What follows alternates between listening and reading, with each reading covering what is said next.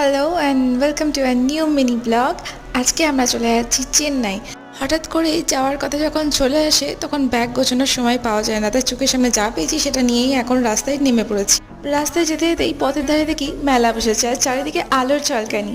এখন আমরা একটা জায়গায় থেমেছি লাঞ্চ কমপ্লিট করব বলে, আর নাম ছিল আরিয়ালস পিওর ভেজ। এখানকার খাবার দাবার বেশ ভালো ছিল। আমরা পোলাও অর্ডার করেছিলাম, তার সাথে Gobi Manchurian and biryani, veg biryani, যেটা বহুত বহুত টেস্টি ছিল। আর তার পরবর্তী সময় খাওয়া দাওয়া শেষ করে আমরা এখন হোটেলের দিকে পৌঁছে গেছি। এটা ছিল সত্যম গ্র্যান্ড রিসর্ট। আর এখানে আবার একটা জিনিস রয়েছে, চলো আগে ভিতরে ঢুকি তারপর বলছি। হ্যাঁ, তো জিনিসটা যেটা হচ্ছে, কার এখানে অ্যালাউড নেই, তোমাকে বাগিতে করে যেতে হবে। আর এটার একটা ফায়দাও আছে, এখানে না জায়গাটা খুব সুন্দর দেখতে, যেটা আমি সকালবেলায় তোমাদেরকে দেখাবো।